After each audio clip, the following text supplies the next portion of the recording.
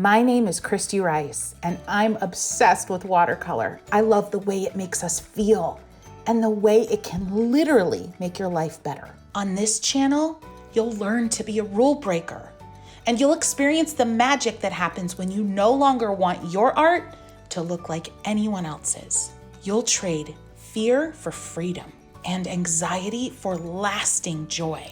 Okay. I know I'm not a doctor and I cannot promise you medical healing, but I can promise you easy access to deep, lasting joy at the touch of a brush and some paint. Since 2010, I've reached over 500,000 of the watercolor curious like you with my low stress, casual approach to painting. I've written and illustrated 10 books and licensed my art with many big brands that you know and love. Painting is my soul's food. Together, we will push back on negative self-talk and fear. You want to paint with me? Come on, let's go. Hey, and welcome to my studio. My name's Christy Rice, and I'm your watercolor palette designer. Here's the thing. When you're first starting out with watercolor, or you haven't done it in a while and you're just coming back to it, the fear can be so intense and so real. So we're gonna do one exercise like now, quick, to just get you into the swing of things before we dive deep into anything else. So come on, paint with me. Now, friends, I've been using my palette for a while, so it looks that way. But here's the thing. I want you to open up your brand new fresh palette. I know it feels incredibly scary, but get right into it. Spray it down. If you don't have a spray bottle, just add a few drops of water to each pan, and you are going to grab whatever brush you have, dampen it a little bit in clean water, and then pick up your first favorite color, the one that your eye goes to first. Don't overthink it, and lay down some strokes. And this is the basic gist of this exercise. This exercise isn't going to create anything. It's going to be an abstract. You might actually really love it though, because it looks kind of cool when it's all said and done. But it's basically a bunch of brush strokes on the page randomly. It's instinctual. I don't want you to think about a color palette. I want you to actually end up using all of the colors in your new palette. And rinse your brush in between or don't. One thing I always say is don't get precious about keeping your palette really clean, because these watercolors are super resilient. If you get a little bit of red and a green or a little bit of yellow and an orange, it doesn't matter. You can scoop up that color, use it, and then clean your brush. So keep grabbing brushes. Maybe you only have one brush, keep using that one. But if you have others, you might want to try some different brushes for this and just add little swoops and swooshes of color. Now, my tip is to make sure you let these brush strokes bump up to one another here and there so you can see how these colors start to mingle with one another. Experiment with letting the water really run out of your brush so you're almost painting with dry color, and then refill your brush with color here and there and water to see how things start to get juiced up. And you're just gonna have to get used to me using the word juicy, juiced, all of the forms, because it's one of my favorite ways to describe watercolor.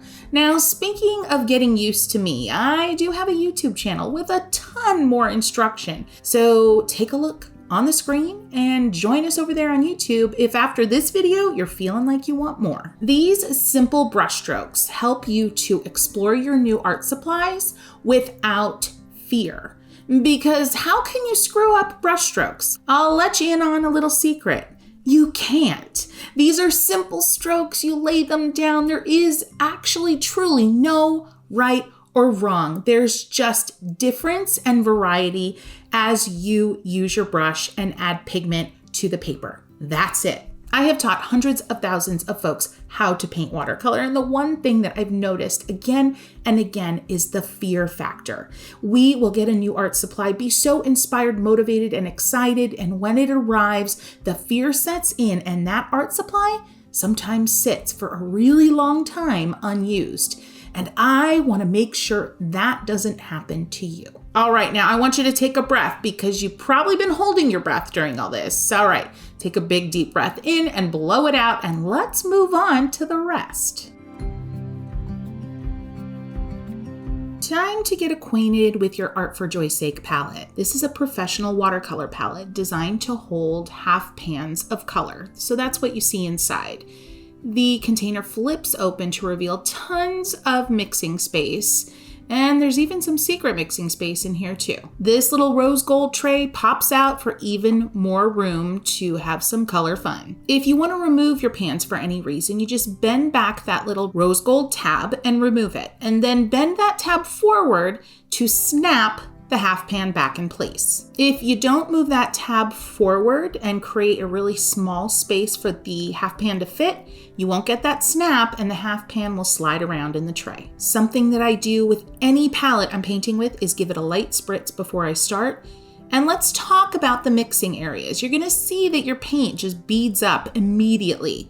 And that's because the surface is brand new and really slick and it's resisting the color. Something that you can do to kind of rough up the surface without damaging your palette is take a magic sponge and work it into those white mixing areas with a decent amount of pressure over and over again. I'd suggest giving a few swipes with the magic sponge and then adding some paint to see if the beading has slowed down at all, and then slowly add more friction with the magic sponge and test it again with the paint. And now I'm going back in and you can instantly see that the beading has slowed dramatically. And just in case you're wondering, the spritz of water into that palette over and over and over again as you use this palette through the years is not going to cause rusting. It's not going to damage any part of your palette. Some simple swatching of your colors on the page is a great way to get accustomed to your new pigment. So I grab a brush that's been dipped in water, not too much water, and I load up that first blue color really beautifully onto my brush. And I create a little splotch of intense color.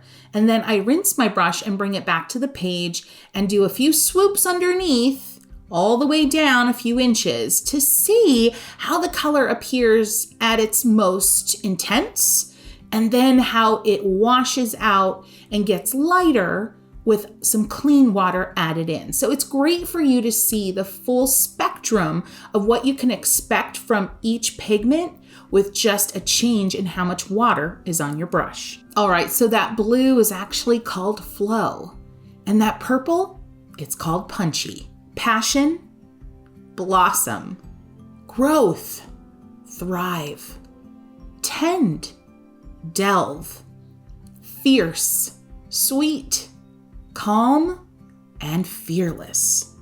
Now, a few things I'd recommend as you're swatching colors. Number one, I'm not always a big proponent of always perfectly rinsing your brush, but this is one time when rinsing between colors really helps because you want to get a good sense of what each color does. And if you are muddying up one color with the previous, you get the drill. Number two, avoid the need or desire to make your little swatches perfectly square.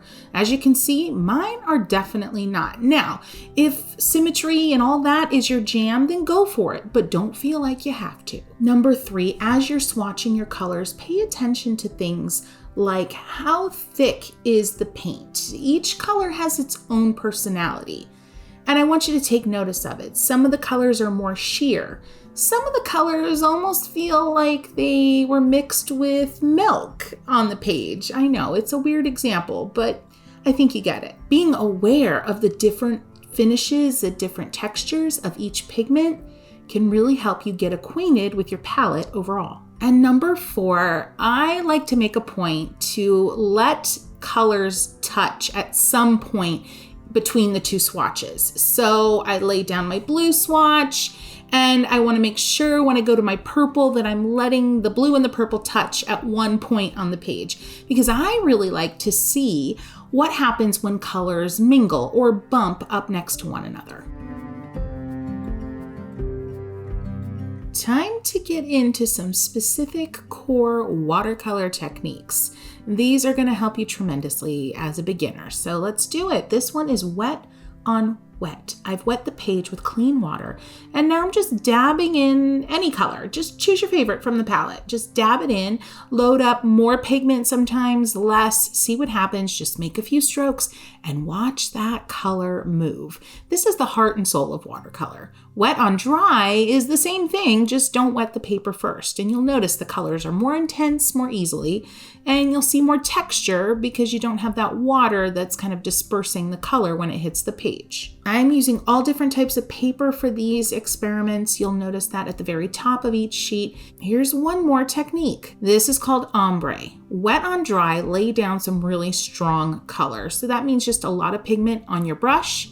Make sure your brush is damp to start. And then take your brush that's been rinsed, not thoroughly, but rinsed enough, and go right underneath that first strong stroke of color and blend downwards. And you're going to see an ombre from dark to light.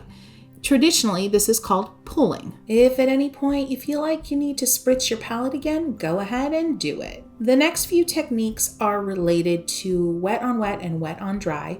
We've got damp on dry, wet on dry, and juicy on dry. So damp refers to how much pigment and water is on your brush. So in the first one, there isn't too much. The second one, don't rinse your brush, just add a little bit more water. And the third one, load up with more water and more pigment. And you can notice the damp brush stroke on dry paper leaves a lot of texture and the color's intense. The wet on dry, well, we already got into that, but it's just a nice, smoother brush stroke. And then juicy on dry is your darkest and most intense. Take a look at the screen because I have a whole YouTube video dedicated to those 3 techniques and even a few more. You might want to check it out. Next up, even more iterations, damp on damp, wet on damp, and you guessed it, juicy on damp. Just a reminder, these techniques are all a version of how much water versus how much pigment do you have on your brush and how dry, damp, or wet is your page. In each section, I'm going to add a little bit of cleanish water and then head in with a damp brush. You might want to blot your brush a little bit for this damp on damp because we don't want too much color. We literally want our brush to be damp. And you see that damp on damp, you get that gorgeous diffused brush stroke immediately. And then with wet on damp, it's still very smooth and diffused, but just more intense with color, and you're seeing texture a little bit better. Finally, load up that brush with as much pigment, and you've got juicy on damp, and oh my gosh, it's lovely. You're creating the slightest pool of color now because your page is damp and you're applying wet color to the damp page. This time around, I'm using Canson XL. That's a great paper for beginners. Not my favorite paper for beginners. I do have another YouTube video all about budget papers. Take a look on the screen and you can head over to YouTube and check that out. This technique is called contrast detailing. It's a way to create depth and shadow easily. I've sketched out a little leaf. I'm going right into that leaf with some simple color, wet on dry. So my brush is wet with color and water, and I'm applying it to a dry page. Friends, if you're curious about brushes, I am using the Art for Joy's Sake brushes. That is my collection of brushes designed, by me, but use what you have and be happy about it. Now I'm going to really load up my brush with as dark of a green as I can. And I'm just choosing from a couple greens on the palette here, adding them together and making a few strokes of that dark color. Always feel free to go back to the palette and load up. Notice I'm not rinsing my brush in between colors. Few strokes here and there, and then I will rinse my brush to get most of that color off. And I'm going to come back with a wet stroke right next to that dark I just laid down and look at how it starts to blend. Gorgeous, gorgeous, gorgeous. And you can keep working that color out, working it out or pushing it back towards where it came from to create this gorgeous dark edge of intensity. I love this technique. It is so handy so often. Next up, we're going to take a look at a few different ways to use your brushes. Now, I realize we're all going to have different brushes, so I'm going to use a variety, everything from your classic round brush to a dagger and even a liner brush and a few extras here and there too. This particular part of the video is really going to help you when we actually paint an actual piece of art a little bit later on in the video. So take your time with this one. Definitely don't skip over it. Grab your palette, make sure it's sprayed down if you haven't sprayed it recently, and grab a variety of brushes. And listen, if you only have one brush, just use that one. It's all good. It's totally fine. You can adapt all of this to just one brush. First step is making shapes with your brush. And there's so many different ways to kind of sculpt shapes on paper. And I do say sculpt because you're kind of carving out shapes with your brush, the angle at which you hold your brush, the amount of water you have on it, and so on and so forth. All right, I'm gonna start with a flat wash brush, just a big old brush, and I'm just gonna create a few curved shapes and then a few smaller, skinnier shapes around it. Gonna grab my 1/2-inch dagger and I'm loading up a peach and a red from the palette right on the same brush. And look at that, a curved shape and another one opposite. And before you know it, you have a really cool little round shape that could become a rosebud. This is a cat's tongue. It has a wider base and a thinner point. Same thing, I'm gonna load up with peach and red, and let's see what we can make out of it. A few squiggles and then a few squiggles on the other side. It's almost like you're creating the same stroke on either side of an imaginary center line. And then a few dab and lifts. Next up, a larger round brush. And this is probably similar to what most of you will have and use because it's one of the most popular, common, and versatile brushes out there. And you're gonna just make a big stroke and then another one right next to it. And there you have it. So many different ways to make these marks to create shapes. So the idea here is that a single mark and a few of them put together can basically create any shape you could imagine. And really, that's a very simplified way to approach it and explanation at this stage. But when we paint later on, it's going to make a lot more sense. Trust me. Let's go ahead with a smaller round brush, a number 2, and lay down a few strokes on either side of each other and then swirl around. And before you know it, you have a really nice, beautiful oval shape. Now I'm using my 1/4-inch dagger, and a dagger is basically a brush that has longer bristles that are usually angled on one edge. And again, just lay down a few marks and see how they feel. Try to create a shape that you've never created before.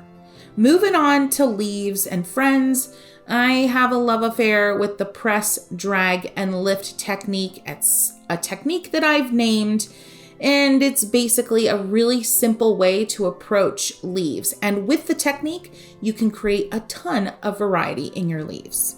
So basically, you're going to load up your brush. I'm going to load up whatever green my eye goes to first, and maybe a little bit of blue too. The idea is to put a couple different colors on your brush at this point because it's fun and you can. And here we go. And we're going to go slow. I'm going to slow down this footage. I really want you to see with the curved edge of my dagger brush facing down towards the paper.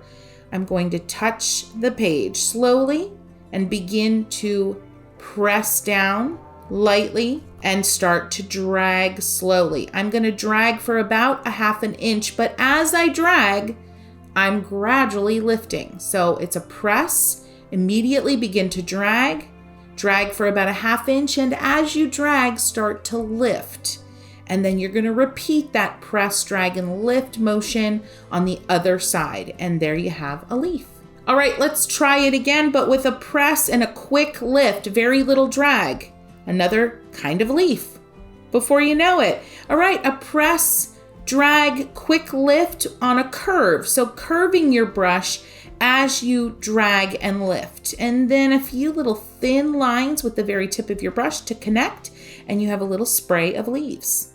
All right, and bringing in the round brush. Again, that brush that most of you probably have. Press in a big curve, lift, press in a big curve and lift, and then fill in the middle.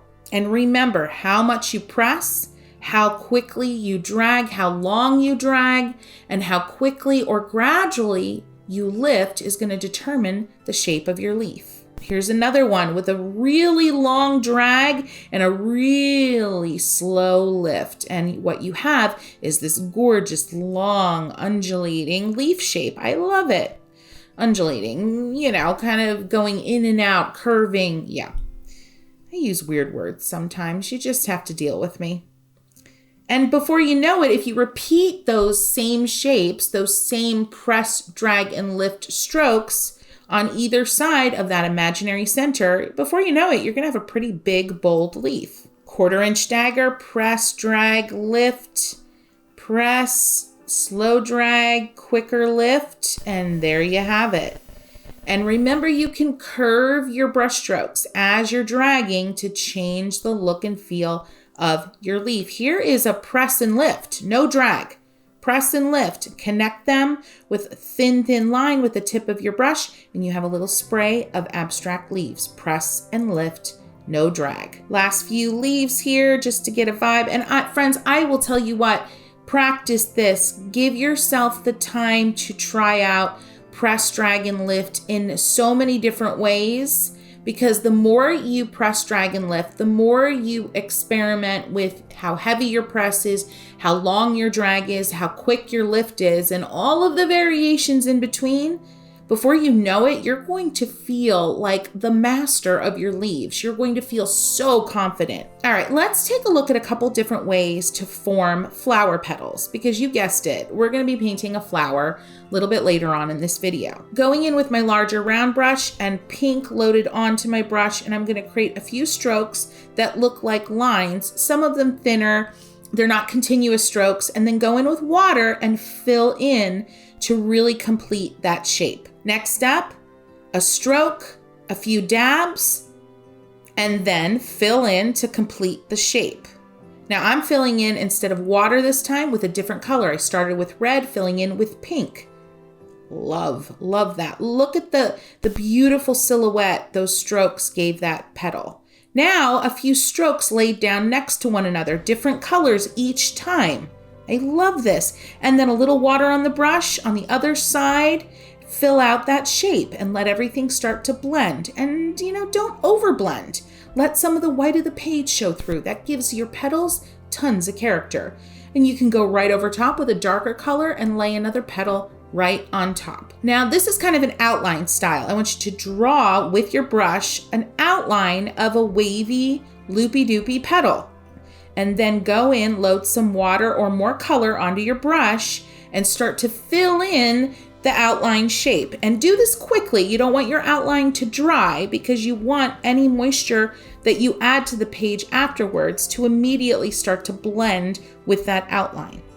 I love the control that technique gives you.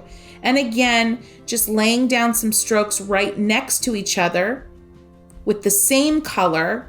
And as they bump up to one another, you're building the shape of your petal. So literally, a petal can be made in 1, 2, or 3 dabs of color and a little bit of zhuzhing in between with water.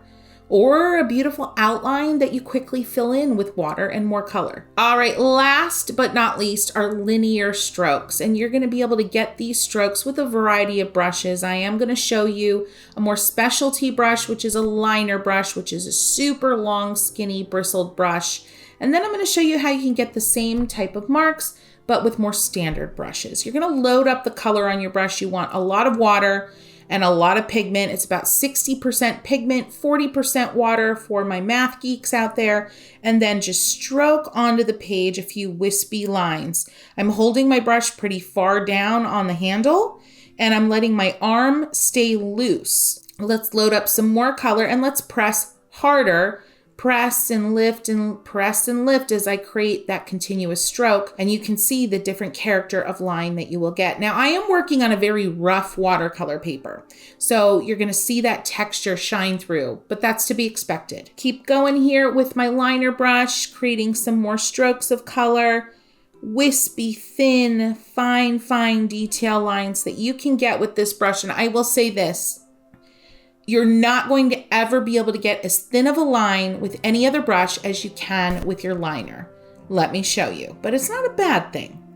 This is my 1/4 inch dagger, and look at the gorgeous lines. They start a little thicker, they go thin, and then they get thicker at the end, depending on your pressure, depending on the angle, and then the bigger round brush. Now my round brush has a gorgeous point on it, so I can actually get a really thin line with that if I want. Experiment with the angle you're holding your brush. If your brush feels like it's dragging and you're getting too much texture, you want more of a solid line, add a little more water to your brush. And that's it, friends. You can only imagine what details you can create with thinner strokes. All right, it is time to put all of these techniques into action, and we are going to paint a peony. I actually have a live peony, which I'm so grateful to have, and let's get into it. Spraying down my palette, making sure those pigments get nice and juiced up and ready to go. Here's the thing, friends, at this point, this may be your first painting ever. I don't want you to be nervous. I mean, you're gonna be nervous, I get it, but I want to put some peace in your mind right now. We're just going to be adding some color to the page. This is not a realistic peony. This is not a detailed peony. This is a fun peony. And this top-down angle, front-facing view is definitely the most stress-free view that you could use. And I'm gonna be using my 1/2-inch dagger brush and starting with a little bit of that soft pink. And by design, friends, I am not referencing these colors by their actual fun names because, yeah, I'm gonna go with pinks, reds, darker pinks, purples, just to keep things simple.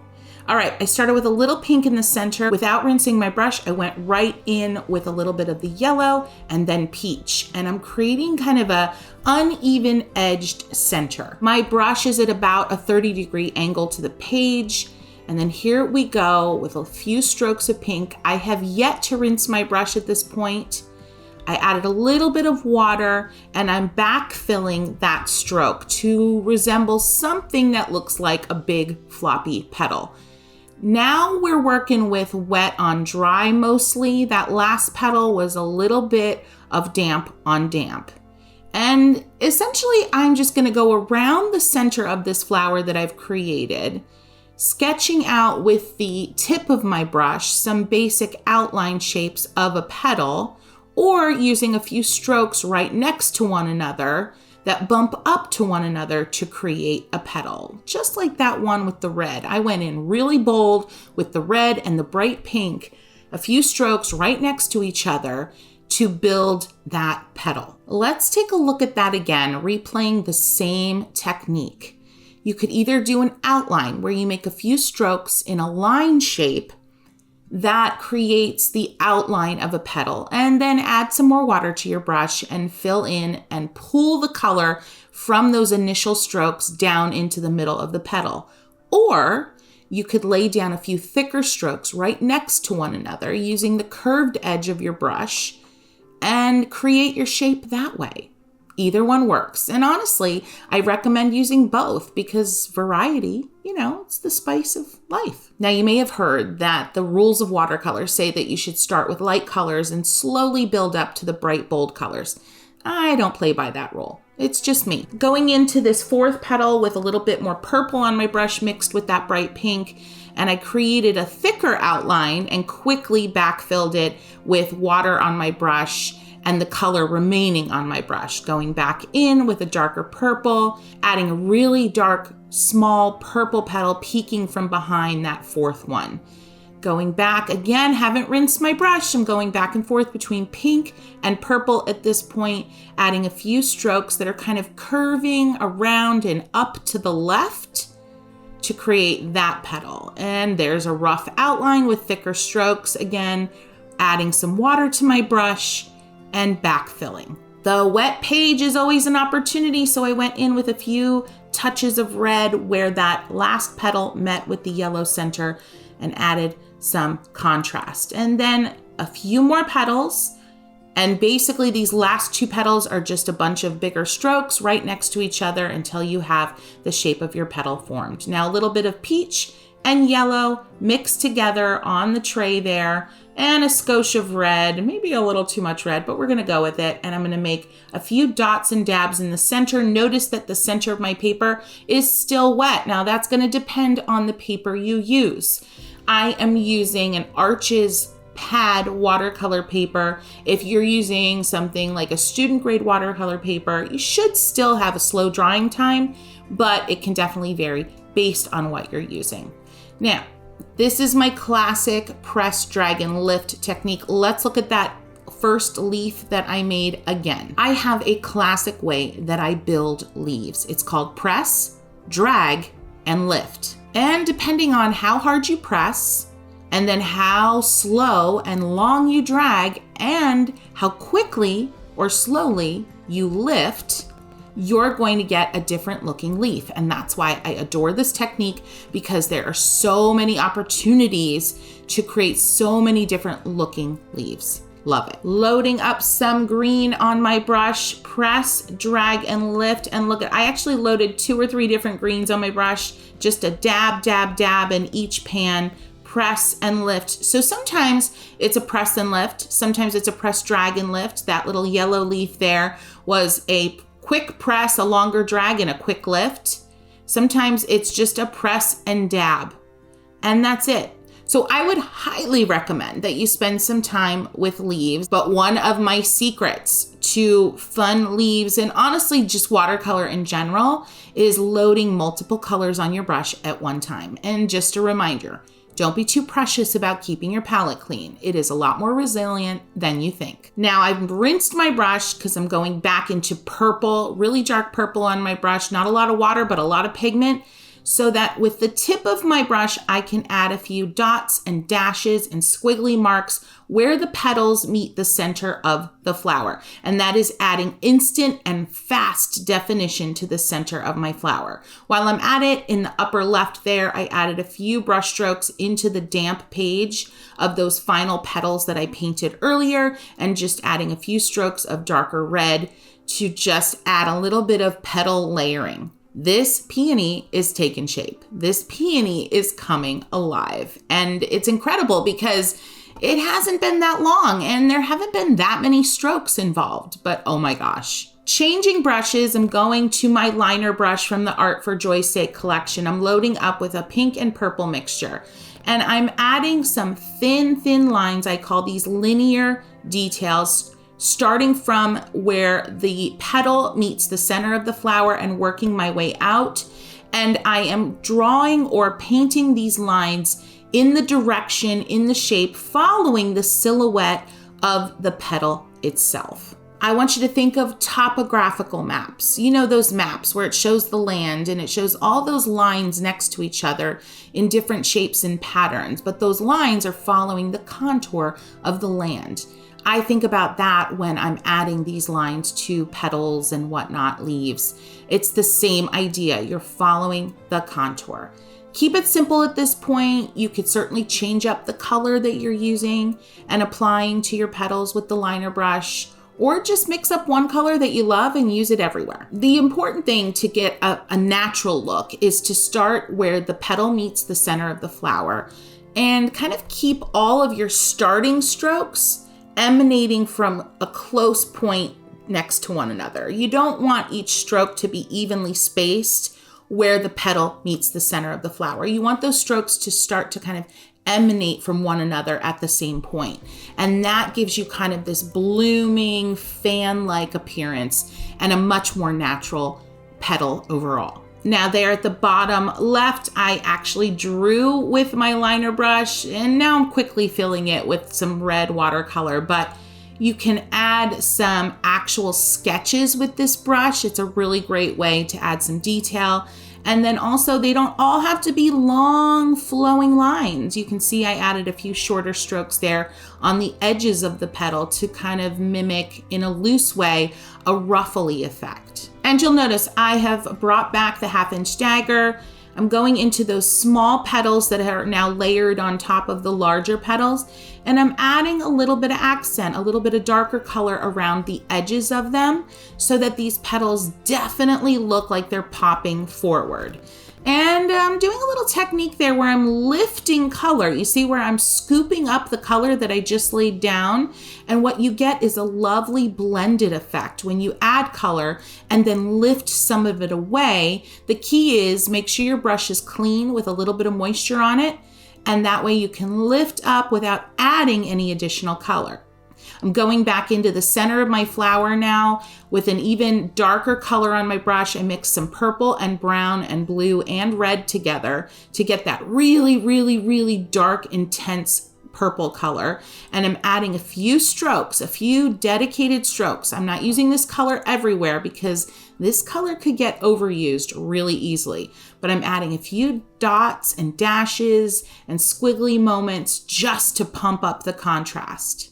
All right, let's go in and create a little bud. That's a bright pink and a little bit of purple, a few strokes right next to each other. And then without rinsing my brush, I know, I loaded up my favorite green on the palette. You decide what's your favorite. And I'm adding a few strokes around that pink. This is a top facing, front facing bud.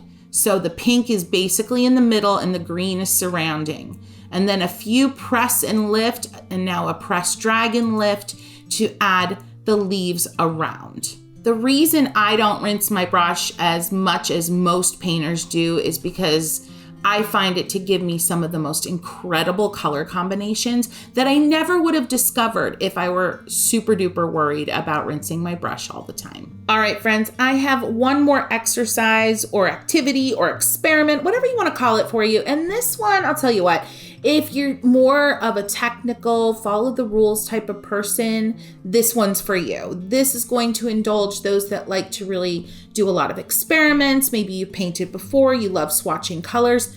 This is for you. I am using a 9x12 sheet of watercolor paper. Any type of watercolor paper works fine here. Use a scrap piece of paper, or if you feel like you're going to want to reference this down the road, use a brand new sheet and do it up all good. I am going across the sheet and marking a little mark at every inch, every single inch there, because eventually I'm going to be drawing lines going down the short edge of the paper. You'll notice that I left a little section because I'm going to be writing something there.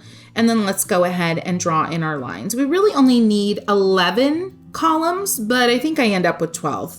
It's fine, whatever. I will say this, again, this is a technique. This is a way of exploring colors. This is a practice that doesn't really do it for everyone. Some people find this to be way too tedious and they would just rather fill a page with color and experiment. And if that's you, it's okay, because it's me too. All right, so you're going to pick your favorite color from this palette. You're going to pick your absolute favorite or the one that your eye keeps going to and you're not sure why. You're going to pick that color. You're going to write the name of it down. I'm choosing Fearless. That's the fluorescent yellow. And I'm going to write Fearless at the top of my paper because that is the color we're exploring. Essentially what we're doing is we are going to explore one color and how it plays and mixes with all the other colors in the palette. Now you can do this with all the colors. You can do this 12 times over. I'm just going to do it once because that'll be enough for me. All right, so grab your palette, make sure you spritz it down, get it ready to go, nice and juiced up. All right, get that clean brush, nice and wet, loaded with tons of water, and then dip into your favorite color that you've chosen. Get a lot of it on your brush and swoosh some around in one well of the palette. You wanna make sure you have a really nice amount of pigment on that palette because what we're gonna be doing is slowly adding a little bit of color to that pool of your favorite color and making swatches of it, and then adding a little bit more of the same color to your favorite color, and so on and so forth. So start at the top of the column all the way to the left with just your favorite color, nothing else mixed in. And then I'm gonna start with the blue on my palette, and I'm going to make a mixture that has just a skosh, a touch of the blue into my fluorescent yellow. Now you'll notice I had to adjust it because that blue was powerful, and even the tiniest little dip completely transformed it into a green, and I didn't want that yet. And you're slowly going to add a little bit more of your experimental color to your puddle of your original color again and again, swatching out in between on the paper every time. And as you'll see, I'm slowly adding that blue, and I'm going from that fluorescent yellow to a limey yellow to a limey green to more of a blue green, a teal, and on and on and on. And what you're seeing now is how versatile that fluorescent yellow is when you're mixing greens. And it's really fun and informative and helpful to know that. So the color at the bottom of this column should be the pure blue, the absolute pure blue. And if your brush is dirty still, you think, with some of the yellow or the green that has been happening along the way, go ahead and rinse your brush and put down that pure blue. The next color up on my palette is the purple. So I'm going to go ahead and put a stroke of my Fearless yellow, and then now I'm adding just a skosh of purple and adding a little bit more and swatching in between. I'm immediately noticing, now these are opposites on the color wheel, yellow and purple. When you blend opposites, you basically get a brown. And I'm seeing that, but you know what? It's an interesting, muddier brown color. It's not like a dull, dingy brown. It's not a boring brown. So I'm curious. I think I could definitely use this color. It could be certainly amazing for trees. It could be cool in shading on leaves. And so these are the kind of conversations you want to have with yourself as you're working through this swatching experiment. Like, where would I use that color? Maybe single out in each column your absolute favorite mixture and how you might use it down the road. I especially love those muddy purples I was getting towards the bottom of the column. Those were unbelievably gorgeous. All right, moving on. My next color on the palette is that bright pink. And remember, friends, I'm not referencing the fancy color names because it's harder to identify the colors that way. So I'm mixing in just a skosh of the pink because I already know from experience that pink is powerful, just like the blue was. So I'm literally just getting like a hair of the brush in the pink because I want to slowly add this pink to my yellow, so that I can really see all the incredible variations. And friends, look at this. The variations that I'm able to get when mixing the yellow with this pink at different levels is incredible. I go from the most gorgeous sunny yellow to oranges and then fiery pinks, and oh my gosh, it's incredible. I'm even getting into like the corals. Love it. And again, at the bottom, I have my full basic, gorgeous, bright pink, nothing mixed in. Moving on, next color on my palette is the peach. I'm really curious about the peach. I'm not sure we'll get as much versatility out of mixing the yellow with the peach. I just have a feeling about it, but let's see. And I think I'm right. I'm definitely getting versatility. I'm definitely getting different shades of orange than I did with the previous mixture of the pink and the yellow. But because this peach color is based in a white and it's got a creaminess to it, it's a low contrast color, and honestly, so is the yellow. The yellow is like bright, but it's not contrasty. It's not dark. I'm not getting as much variety, especially as I get further down into the mixes where I'm adding more peach than yellow into the mixture.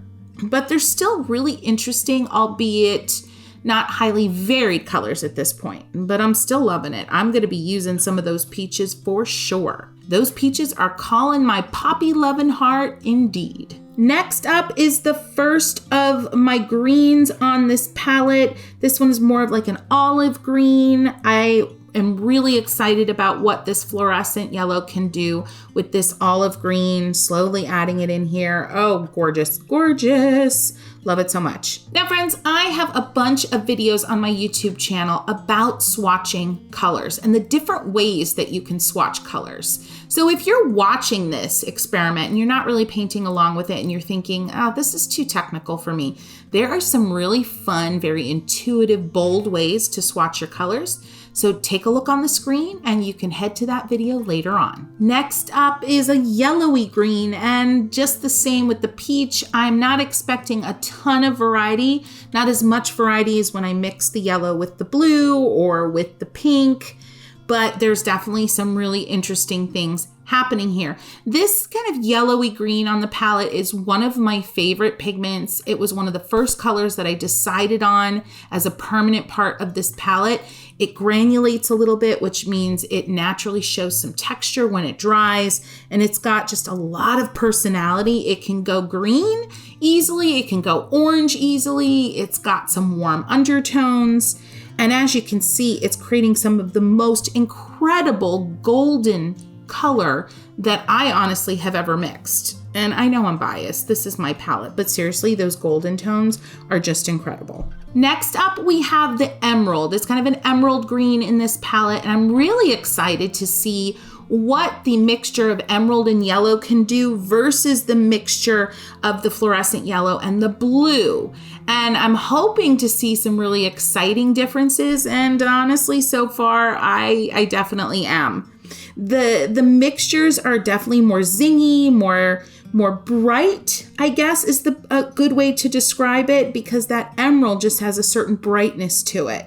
Look at those greens we're getting out of here. Oh my gosh, slowly adding that emerald green to the yellow mixture on my palette, and look at all these variations. Very, very different colors than what I was able to get by mixing the blue and the yellow. Next up, we have the brown on the palette. This brown is a very warm brown. It's got a lot of red undertones, so I'm very curious to see what kind of golden or oranges we're gonna get out of it as we mix. And it really is just able to give us a ton of browns, and that's why there's only one brown in this palette, because I knew just how many browns you'd be able to get very easily by just a little bit of basic color mixing. And here's a little thing about color mixing. A lot of folks get nervous about color mixing and learning the ins and outs of it. And friends, really, color mixing is just one big fun experiment if you look at it that way. There is no perfection. There's no perfect way to mix a certain color. And there's no perfect color that you absolutely have to use, say, on a peony or on a mountainside. This is you. You do you here and have fun with it. Don't have to be technical unless you want to be. I gotta tell you, those darker browns that we started getting at the bottom were so incredible. So the idea that just a little bit of that fluorescent yellow mixed with the brown on the palette would give you such richness is really exciting to me and really unexpected. Moving on to the next color on my palette, which is one of my favorites, the really bold, bright red. And I am so ready for what these two colors can do together. Oh my gosh. So these mixtures are showing me some of the most fiery oranges, just like a scarlet. Oh my gosh, I can just imagine some incredible sunsets with this. I want to paint me a pomegranate right now. I want to do some tomatoes, some summer heirloom tomatoes. Oh yeah, you see where I'm going with this. Next up is that creamy pink we're mixing with the yellow, and I have high hopes for some really lovely yet delicate mixtures with this. Oh yeah, look at that. I'm going slow. I'm adding that creamy pink slowly, although I do know that to get the yellow to start to really shift, I'm gonna have to add more of that pink than say I did of having to add the blue.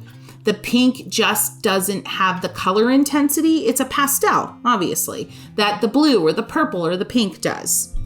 But look at those gorgeous, delicate transitions of color.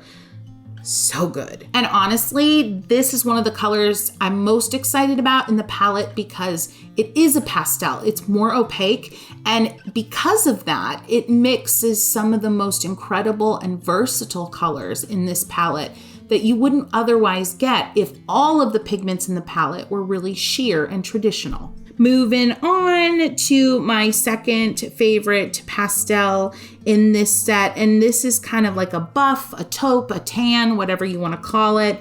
And it is one of those colors that in my professional painting career, it is one that I always mixed and perfected over the years. And this color is now what you have in this palette. This one that I've had to mix for years to get just like I wanted it. Well, now it's ready to go. You don't have to mix it, but when you mix this color into others, oh my gosh, such fun. Now remember, friends, you can do this over and over.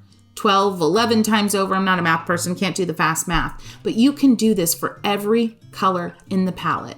Choose your focal color and then mix that into all the others and see what happens. So many possibilities. Friends, I want to take some time to encourage you as we're wrapping up here.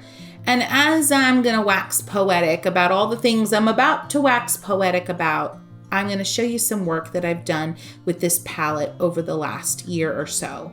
This palette is my heart.